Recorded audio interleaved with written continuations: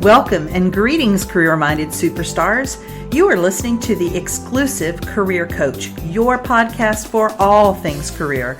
And I'm Lisa Edwards, the indispensable career coach for superstars just like you. Now let's dig into this week's topic, shall we? Go from dragging yourself to work each day to finding a job you love. The Career Spring program is for high-achieving and ambitious mid-level professionals like you who are looking for a job that uses your zone of genius, recognizes your value, and pays you what you're worth. If you're ready to learn more, schedule a complimentary consult using the link to my calendar in the show notes.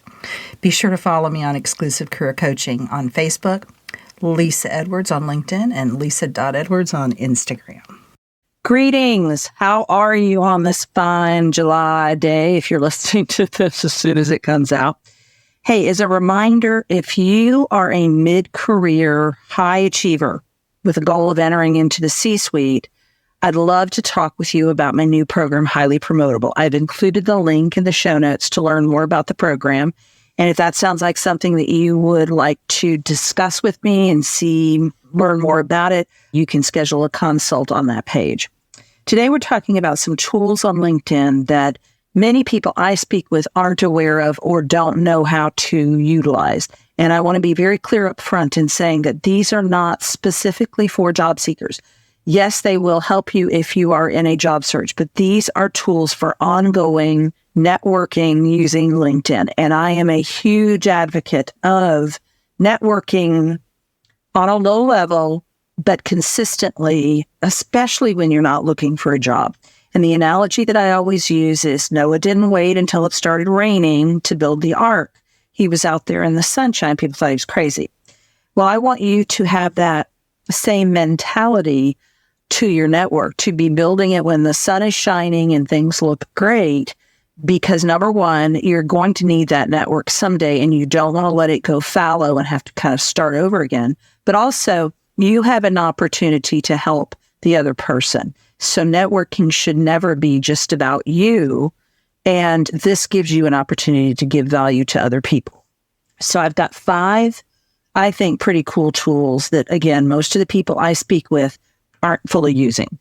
Number 1 is the advanced search function. I've talked about that a lot on the podcast before, but I want to get really granular about this today. So if you are looking for a specific person on LinkedIn, and maybe they have a pretty unique name, you can probably use that navigation bar, the search bar, to find that person. You just put their name in there and the right one will come up. But let's say you're looking for a Susan Smith. I just did the search when I was preparing for this episode, and there were 13,000 results. And so you need to be able to find the right Susan Smith. And if that person doesn't come up at the top of the 13,000 results, you may be there for a while. So how do you find the right Susan Smith? You use that advanced search function. Here's how to access that. And this is definitely one where you may want to pull the show notes so that you can get these step-by-step instructions. There are a couple of ways to get to the advanced search function. Here's the way that I do it. First, I go to the My Network tab in the nav bar. So that's the black bar across the top. It says My Network. And then I click on Connections. So that's a box on the left. There's some options there. And the first one is Connections. And that's going to bring up all of your connections. And then there's another nav bar. You're going to click on Search with Filters and then click on All Filters. So what this is doing is giving you filters by which to find the right Susan Smith. So then you could put her name in. You would definitely want to put her name in. So I'm looking for Susan Smith, and I know that Susan Smith works at ABC company, or I know that Susan Smith used to work at XYZ company, or I know that Susan Smith went to X college, right? So you're going to add something, and you're going to have to play 13,000 results. If you say Susan Smiths who went to, I don't know, if they worked at AT&T or they worked at Amazon, you may still get a lot of results. So what else do you know? It really depends on, what do you know about this individual that you're trying to hunt down? I will tell you that I find when I'm trying to find someone and using the advanced search function, I often find that for whatever reason, the university adding that to their name tends to be the most beneficial. Now, keep in mind at the top of the connection, so when you do the all filters, right, so you've got all these options. and they include current company, previous company, keywords, industry, geographic location, university.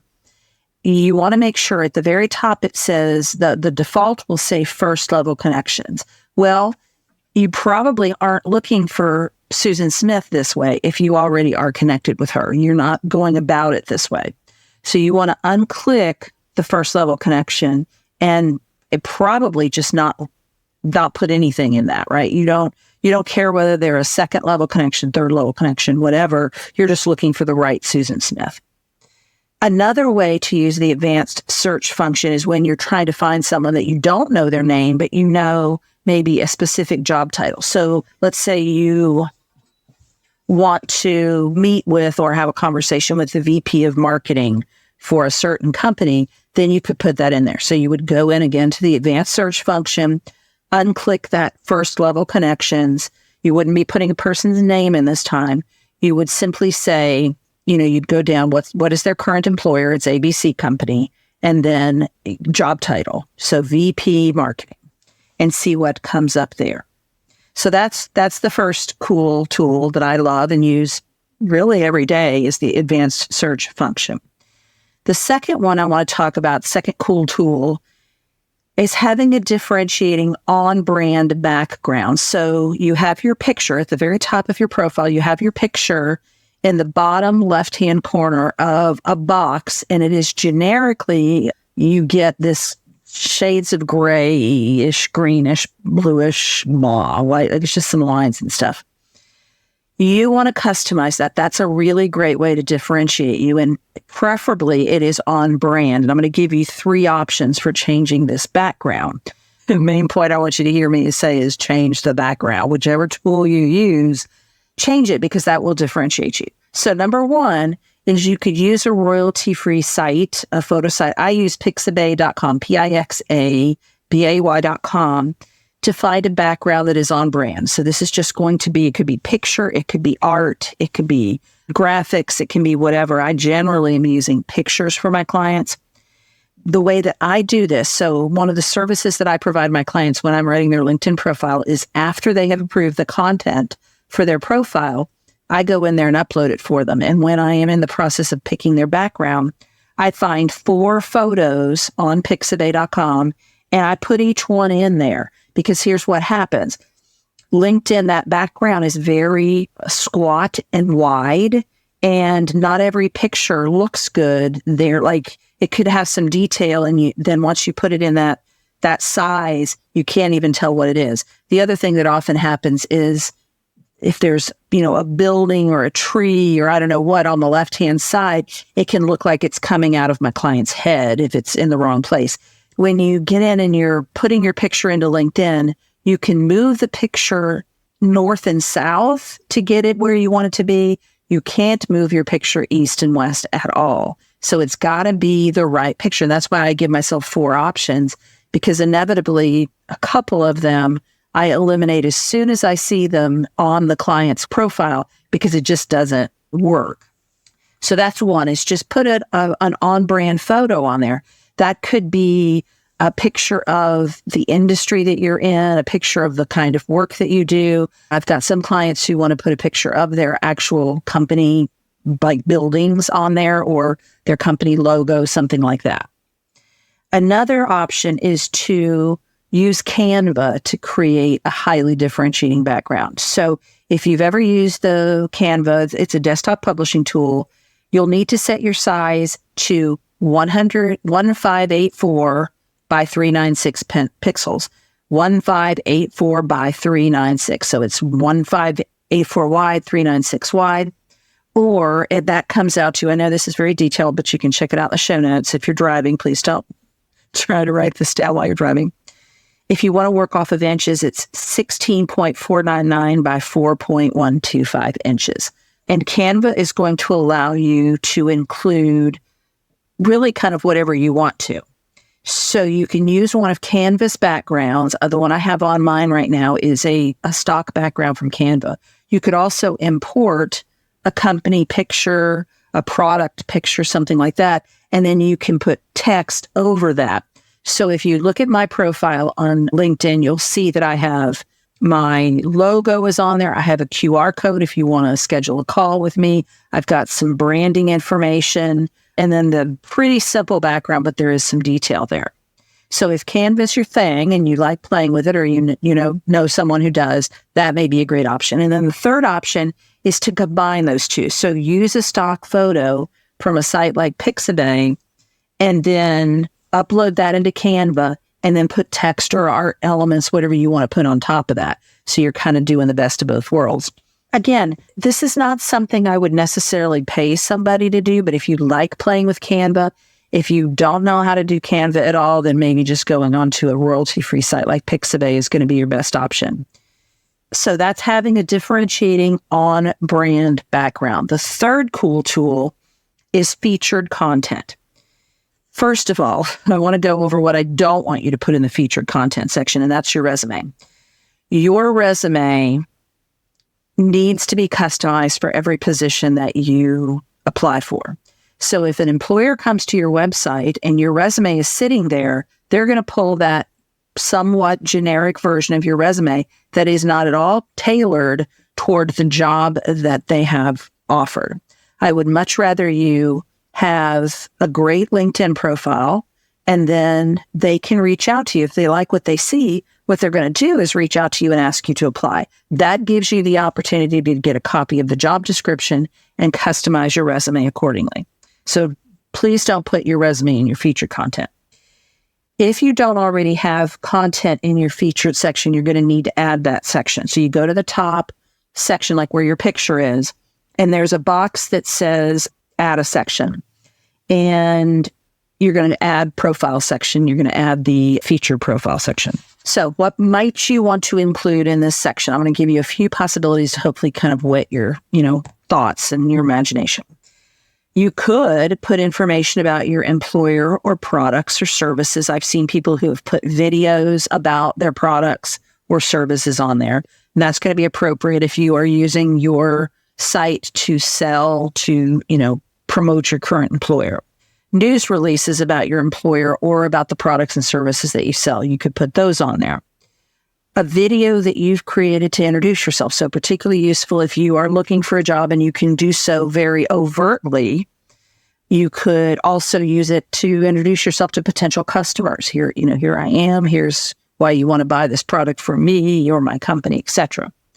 You could also do a helpful downloadable resource. So I have on my featured section it's a document that I created years ago, how to assess resume writers. And you can grab a copy of that from my profile. You could do a link to a podcast you've been featured on or something else, a news article, whatever you've been featured on. A sample of your work. So if you're, visually oriented, what you do, you may be able to put a sample of your work on there. And you can have multiple items in this featured section, but just know that only 3 of them will be visible. So they're there and you can manipulate them so you get to choose which 3 you want to feature to be visible, but you can have more. There used to be a limit in this section of something like 6. When I did my research for this episode, I could not find a limit now, quite the opposite. So I didn't want to say unequivocally that it is an unlimited number because I can't imagine that that's the case, but it does seem to be more, you can put more content there than you used to be able to. So that's number 3 is leveraging the featured content section. The next one is leveraging your connections. These are also known as second level connections. And you really have to use that advanced search function to do this. So let's say that you're connected to me on LinkedIn and you want to kind of mine my contacts. So you go into that advanced search function and you click the filters like we talked about earlier. And then that connections thing, the first one that I told you to click it off. Well, what I want you to do is click off first level connections, click on second level connections. And then you're going to go, there will be a box that says connections of, you're going to put my name in there. So what this is doing is this is giving you all of my connections access. Now, I have 6,000 connections. That's going to be too many, right? So you want to then further narrow that down. So it could be maybe these are Lisa Edwards' connections that are in human resources. Lisa Edwards' connections that work for Amazon. Lisa Edwards' connections that have vice president of marketing in their title. Whatever it is, you're going to need that third criteria in addition to them being my connections. And you could also do a geography, right? So again, you could say, I want somebody who is a connection of Lisa's who has the has marketing in their job title, and they live in the Chicago area. And if you want to then add those people to your connections, I would recommend that you send a customized message. I always recommend that. You could say something like, John, hello, I see we're both connected to Lisa Edwards. Let's connect. I frequently do that. All right, so that is leveraging your connections. And then finally, private mode. And this is a great tool. In general, I want you to be visible to the people whose sites you're visiting. So you're moving around in this online community known as LinkedIn, and I want people to know when you've stopped by. But there may be times when you want to go into what I call stealth mode. And this is helpful, especially when you're in your job seeking and you're gathering information about kind of who the players are, who do I really want to talk to?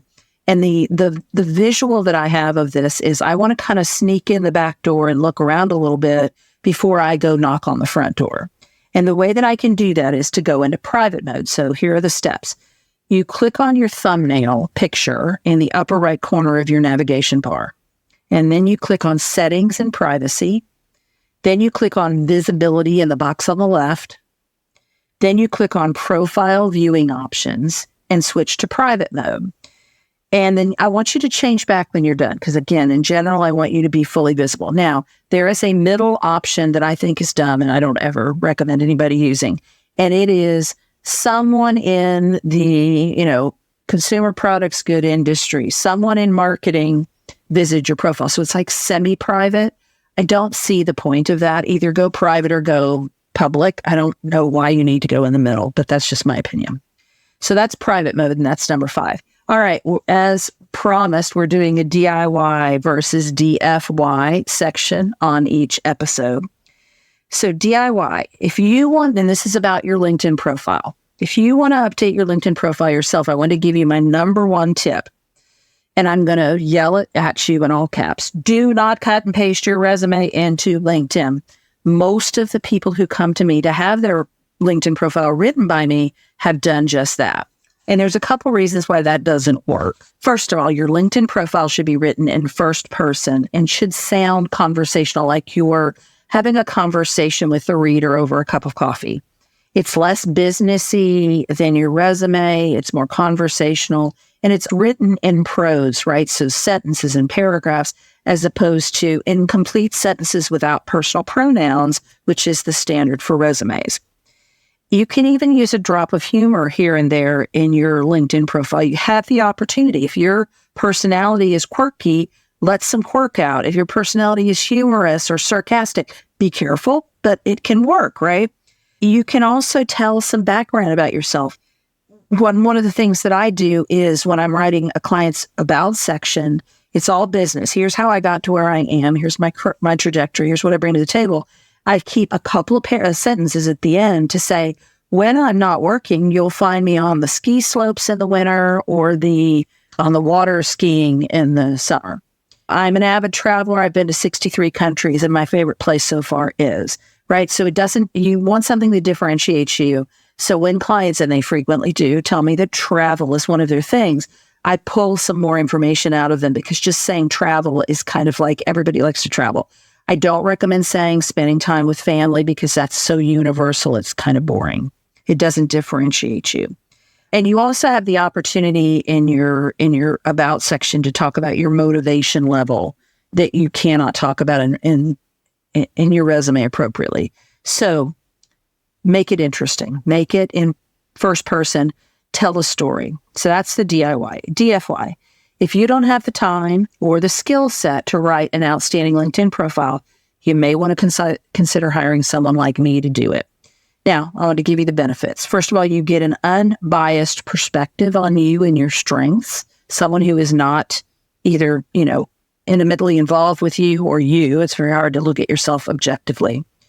Also, you have someone with knowledge of how to attract recruiters, and or buyers to use. So that SEO component of where do things need to be? How do they need to be written? What are sort of the tricks and the tips to get maximum visibility on your LinkedIn profile?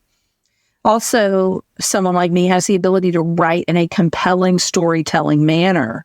So we have the writing skills.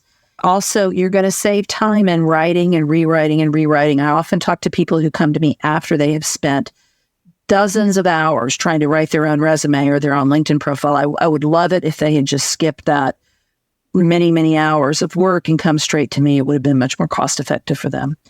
And then finally, you might want some help on how to optimize LinkedIn for your goals. So one of the things that I offer clients, in addition to the writing piece, is training. And we usually do that depending on their level.